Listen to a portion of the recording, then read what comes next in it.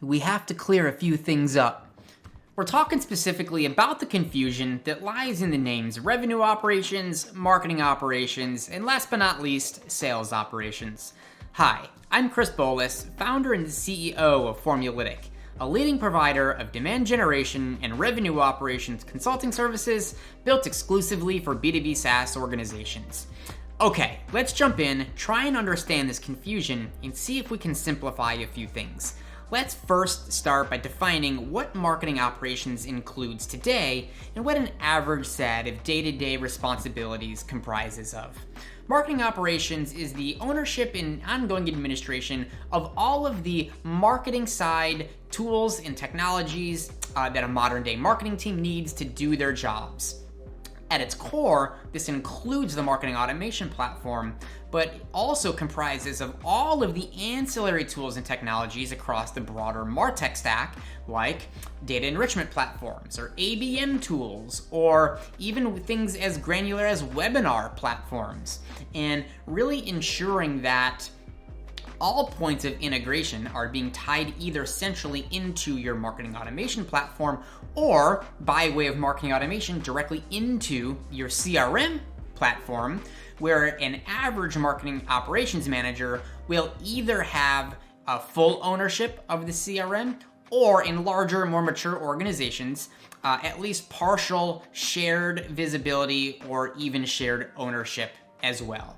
On a day-to-day basis, marketing operations managers are generally responsible for all of the data governance from initial prospect or lead stage of the lifecycle model through to the point of marketing to sales team handoff, where generally a sales operations manager would take over. But when we think about how a modern marketing team functions today, we know that there is a lot of go-to-market activity between new campaign launches to ongoing emails that will get disseminated out to different subsets of the database. And so this is a role that is baked in its core in a lot of reporting that manifests at all levels of measurement, inclusive of lifecycle performance modeling, in terms of attribution taxonomy reporting, even all the way down in some cases to the point of pipeline and revenue forecasting, to directly understand what the marketing team is contributing towards your broader monthly or quarterly goals that have been established. This is a role that also includes things like facilitating webinar registrations or uploading lists from offline sources like physical events or trade shows. This is also a role that is responsible for lead nurturing and lead scoring, even taking a certain level of ownership in defining and then subsequently building all of the business processes and workflows that correspond to the lifecycle model through to the point of pipeline, right? When a prospect's organization hits, a new business opportunity from which an AE would work on the sales side. Now, let's switch gears for a moment and now define and better understand what sales operations is inclusive of.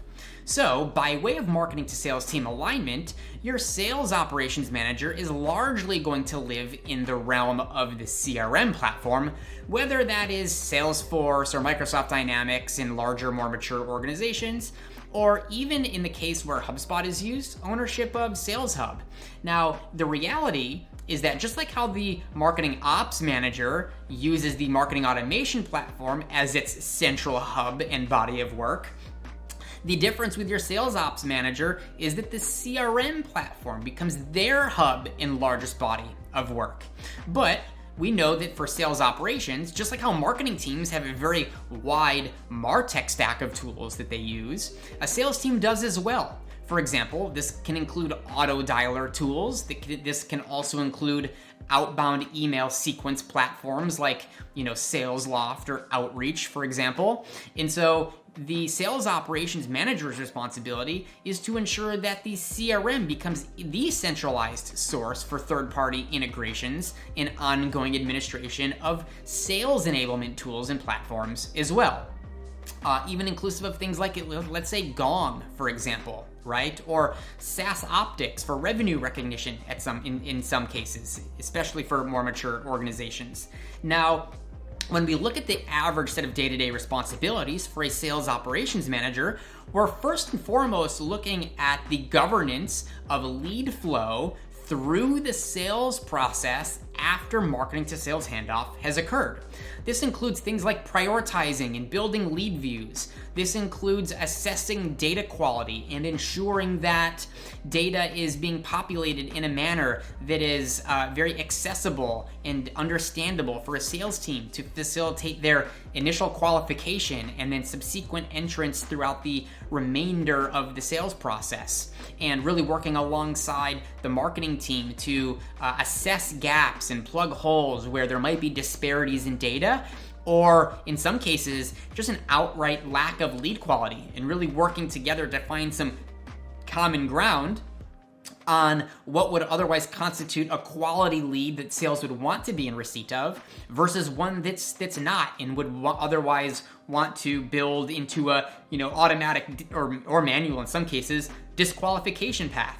And so far in this conversation, we have very clear lines of separation between church and state, really aligning each of these roles against their respective platforms of ownership, with some crossover in the middle where there are various, let's say, marketing or sales team alignment issues that would otherwise need to be optimized or talked through.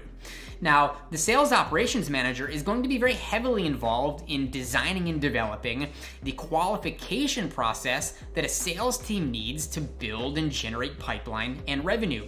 Just like how your marketing ops manager really governs the lead lifecycle model generally as a whole, but more so on the marketing side of qualification through to your MQL into your SAL, SQL stage, whereas your sales operations manager is going to be more involved in the point of initial sales acceptance and sales qualification through into now your opportunity or deal pipeline stages before that prospect becomes a new closed-won customer.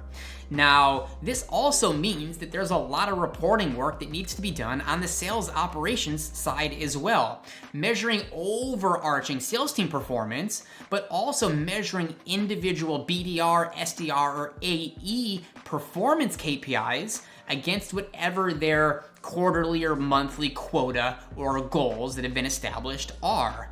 And this really means digging into a lot of sales activity tracking, number of emails sent, number of meetings booked, generally counting the number of touch points in aggregate, but then also doing a deeper analysis to better understand, on average, for your typical new business pipeline prospect, how many touches does it generally take to get a meeting? And then furthermore, how many additional touches does it generally take to get them into the pipeline and then through the entirety of the sales process? And ultimately looking at designing sales enablement processes and working alongside your marketing team to develop enablement tools to further speed up conversion through your lifecycle model and into your pipeline, meaning what can be automated in concert with the marketing team to facilitate less manual work that sales would otherwise have to do to qualify and get a prospect bought in on why they need your solution or platform that you're ultimately going to, sell to that,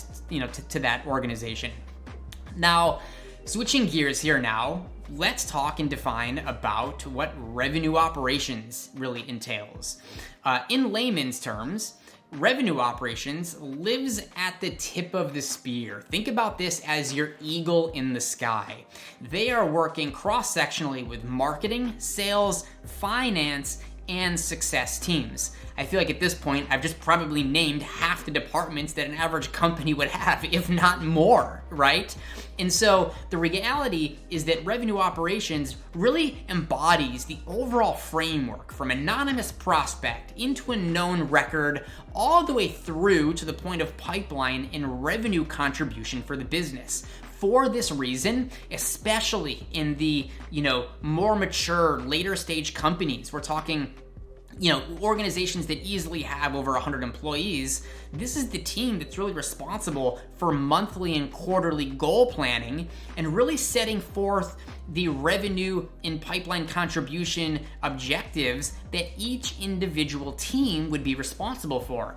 Meaning, let's say that marketing is responsible for generating 60% of the revenue, and that sales is responsible for generating another 30%, and then the remainder is really down to your service and success team to facilitate additional cross-sell or expansion revenue. But the reality is that all of these teams need to be working together through their respective programs to all tie into this North Star goal on behalf of the organization. And for this reason, revenue operations becomes the strongest point of interdepartmental or cross-team alignment that an organization has. This is why I personally at Formulatic find this to be such an exciting role. Traditionally, marketing and sales teams have not always had, the strongest, cross-team alignment. But with the emergence and recent adoption of revenue operations as a field, we're also finding that as a byproduct of that, we're seeing a greater degree of collaboration and camaraderie across teams than perhaps we ever have before. And this is one of the biggest things outside of the programs that you'll, deploy in market that will ultimately be an indicator of longer term success for your company. How strongly are your teams aligned and how strongly are they working together? This is kind of an unsung hero in the RevOps space outside of the day-to-day, direct responsibility and accountability of number crunching and goal planning and business process design. So all things ultimately kind of go hand in hand here. Now, when we think about some of the nuances between the roles individually, marketing, sales, and RevOps at different org sizes, you're going to be more inclined to see revenue operations roles, and certainly those named explicitly as such in their job title, aligning more so on the sales operations, service and success, and finance end of the spectrum. In smaller organizations, you're generally going to have a marketing automation manager, or maybe you even have a single marketing operations person that handles all of your marketing side work. For this reason, you're generally not going to see a single revenue operations manager fully owning your marketing automation platform.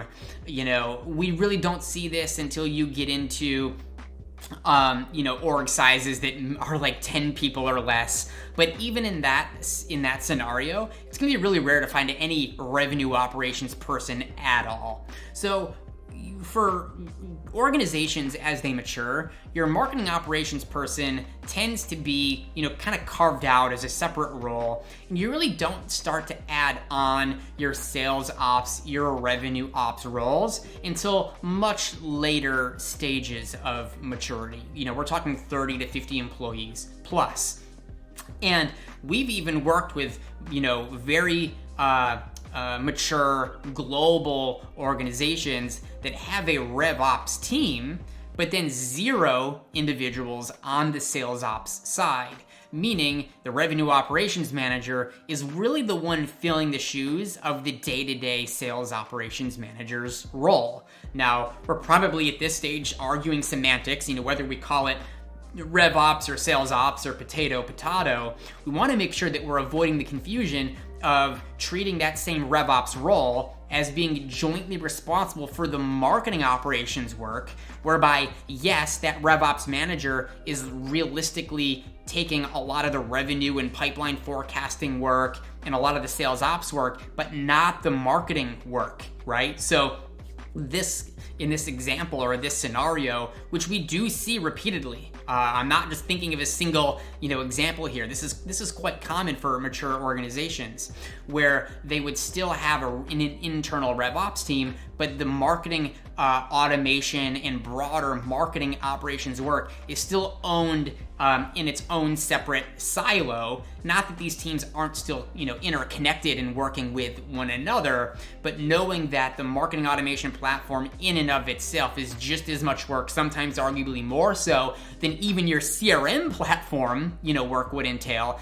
it really does oftentimes warrant its own separate dedicated role. So for this reason, you're gonna have a separate marketing ops manager that either, works or directly reports into your revenue operations team. And sometimes they won't even report into, the marketing team, even if they hold a marketing title, right? That's gonna be another kind of nuance that we come across from time to time. So I hope this video was helpful for everybody. I hope this cleared up some of those points of confusion. As with a lot of things in, B2B SaaS and how you architect your teams, there can be oftentimes, a good gray area, and there's really no right or wrong. What really matters at the end of the day is that you have good expectations and SLAs established between roles, responsibilities, and ultimately accountability across your teams so that you feel and they feel like everybody is working together towards the same goal. Thanks again. We'll be back soon with another video.